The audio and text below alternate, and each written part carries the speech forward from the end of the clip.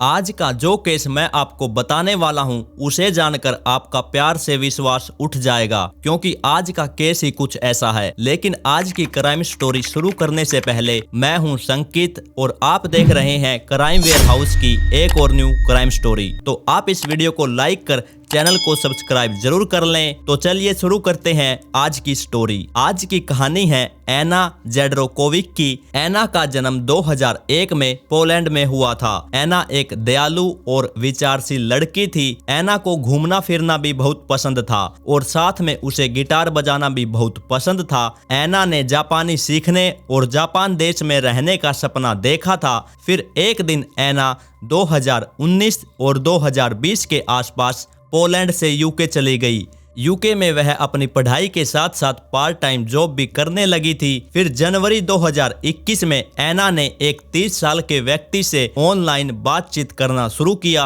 और उस व्यक्ति का नाम था डेनिस। फिर दोनों ने लगभग 1 साल तक डेट किया। फिर बाद में एना डेनिस से काफी डरने लगी थी, क्योंकि डेनिस कभी कभी बहुत हिंसक हो जाया करता था। फिर एक दिन एना ने डरते डरते ही डेनिस से कहा कि वह पढ़ाई करने के लिए लंदन जाना चाहती है और उसने साथ में डेनिस से ये भी कहा कि हमारा रिश्ता बस यहीं तक था, हमें अब अपने रिश्ते को खत्म कर लेना चाहिए। फिर एना लंदन में साउंड इंजीनियरिंग की पढ़ाई करने के लिए चली गई। हालांकि डेनिस नहीं चाहता था कि एना उसे छोड़ दे। डेनिस को ब्रेकअप स्वीकार नहीं था और इसके बजाय उसने एना को अपने साथ न रहने के लिए धमकी भी देने की कोशिश की। वह धमकी देता था कि अगर उसे ब्रेकअप करना पड़ा तो वह अपनी जान ले लेगा। लेकिन एना ने मन बना लिया था और वह अब लंदन में एक अच्छी जिंदगी जी रही थी। एना ने अपनी पढ़ाई के साथ साथ वहां पर एक रेस्टोरेंट में भी काम किया और कुछ समय बीतने के बाद एना की उसी रेस्टोरेंट में काम करने वाले एक लड़के से दोस्ती हो गई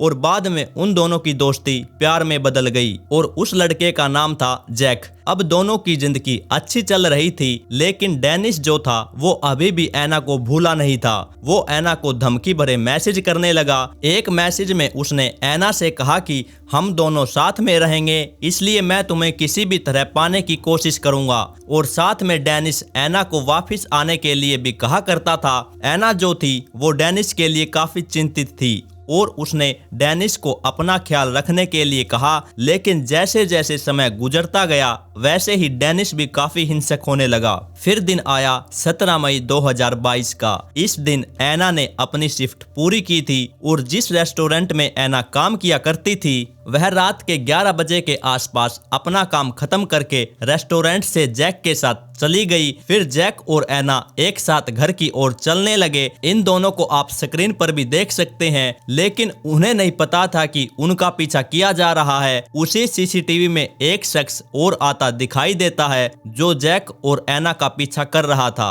फिर थोड़ी ही दूर आगे जाने के बाद उस नकाबपोश शख्स ने एना पर चाकू से हमला कर दिया। उसने एना पर 40 से अधिक बार चाकू से वार किया और जैक ने उस नकाबपोश शख्स को एना को चाकू मारने से रोकने की पूरी कोशिश भी की, लेकिन वह एना को बचा नहीं सका और वो नकाबपोश शख्स चाकू से एना पर वार करता रहा और इस हमले के बाद वो शख्स वहां से भाग गया। जैक ने फिर तुरंत एम्बुलेंस को सूचित किया और फिर थोड़ी ही देर बाद एम्बुलेंस मौके पर पहुंच गई, लेकिन तब तक एना ने दम तोड़ दिया था। फिर इस घटना की सूचना पुलिस को भी मिल गई। पुलिस ने फिर आरोपी को ढूंढना शुरू कर दिया और आरोपी को ढूंढने में पुलिस को ज्यादा समय भी नहीं लगा। एना के हमलावर ने उसकी गर्दन, सिर और पेट पर बार बार वार किया था। फिर एना की मौत के 22 घंटे बाद ही उसके पूर्व प्रेमी यानी डेनिस को गिरफ्तार कर लिया, क्योंकि सीसीटीवी फुटेज में डेनिस का चेहरा ढका हुआ था। इस कारण से उसकी सीसीटीवी फुटेज से पहचान नहीं हो सकती थी। फिर पुलिस अधिकारियों ने उसकी सारी हिस्ट्री खंगाली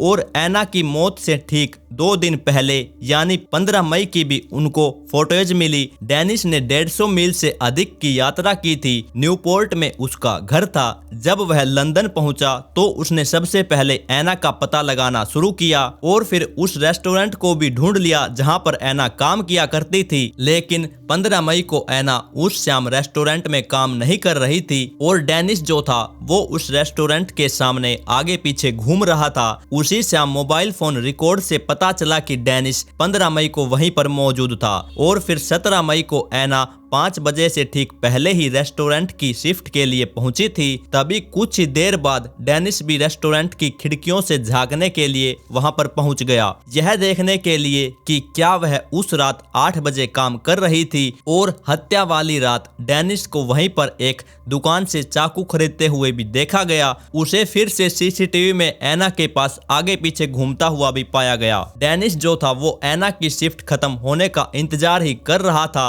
फिर ऐना जैक के साथ बाहर निकली और वो दोनों साथ में अपने घर की तरफ चलने लगे। तभी कुछ ही देर बाद उन्हें डेनिस द्वारा पीछा करते हुए देखा जा सकता है। उस वक्त डेनिस ने अपना चेहरा कवर किया हुआ था। फिर ऐना को बेरहमी से मार दिया गया। फिर पुलिस ने यह साबित करने के लिए भारी मात्रा में सबूत इकट्ठा किए थे कि डेनिस ने ही ऐना पर चाकू से वार किया था। सीसीटीवी और मोबाइल फोन रिकॉर्ड से दोनों से साबित हो चुका था कि यह सब डेनिस ने ही किया है और जिस चाकू से डेनिस ने ऐना पर वार किया था वो चाकू 18 मई को एक पार्क से बरामद हुआ और साथ में वहां पर ऐना और डेनिस के मोबाइल फोन भी पाए गए और साथ में वहां पर उनकी एक साथ की फोटो वाला फ्रेम भी मिला। हमले में इस्तेमाल किए गए चाकू पर खून के धब्बे थे जिनका मिलान बाद में डेनिस और ऐना से किया गया। तो पता चला कि डेनिस ने ऐना पर इतने गुस्से से वार किया था कि चाकू उसके हाथ से फिसल गया था और उस चाकू से उसकी भी एक उंगली कट गई थी। फिर डेनिस अपना इलाज करवाने के लिए हॉस्पिटल पहुंचा और वहां जाकर उसने बताया कि एक पिटबुल ने उस पर हमला कर दिया है। लेकिन जब उस हॉस्पिटल में डेनिस का इलाज नहीं हो पाया तब वो दूसरे हॉस्पिटल में गया और वहां जाकर उसने अपना एक नकली नाम दिया और उन्हें बताया कि वो तलवार चलाने वाला कलाकार है और उसकी चाल गलत हो गई जिसके कारण उसकी उंगली कट गई। और डेनिस को हॉस्पिटल में वही कपड़े पहने हुए भी देखा गया जिन कपड़ों में वो ऐना का पीछा कर रहा था। लेकिन गिरफ्तारी के बाद डेनिस को कोई भी पछतावा नहीं था। पुलिस की और जांच में पता चला कि डेनिस पर काफी कर्ज था और उसके पास कोई नौकरी भी नहीं थी। जब पुलिस ने डेनिस के कमरे की छानबीन की तो उसका कमरा बहुत गंदा और उसमें बहुत ही गंदी बदबू आ रही थी। लेकिन उसके कमरे से पुलिस को कोई भी चीज नहीं मिली। जब पुलिस ने डेनिस के फोन की जांच की तो उन्हें एक परेशान करने वाला वॉइस नोट मिला जिसे ऐना को मारने से कुछ दिन पहले ही रिकॉर्ड किया था, जिसमें डेनिस को यह बोलते हुए सुना जा सकता था कि वह उसको ढूंढ रहा है और जब वो उसे मिलेगी तो वो उसे चाकू से मार देगा। और फिर जब पुलिस ने डेनिस से ऐना के मौत का कारण जानने की कोशिश की कि उसने ऐसा क्यों किया तो डेनिस ने अपना बयान देने से साफ इनकार कर दिया। पहले पुलिस को यह लगा कि डेनिस मानसिक रूप से स्वस्थ नहीं है, लेकिन जब उसका टेस्ट करवाया गया और रिपोर्ट आई तो ये साफ हो गया कि डेनिस एकदम मानसिक रूप से स्वस्थ है। फिर सभी सबूत कोर्ट में पेश किए गए और डेनिस को ऐना की मौत का दोषी पाया गया और फिर डेनिस को कम से कम 29 साल की जेल की सजा सुनाई गई। सजा मिलने के बाद भी डेनिस के चेहरे पर कोई पछतावा नहीं था। तो बस यही कहानी थी आज की। आपकी क्या राय है इस कहानी के बारे में आप कमेंट करके जरूर बताइएगा। तो जल्द ही मिलेंगे एक और नई क्राइम स्टोरी के साथ।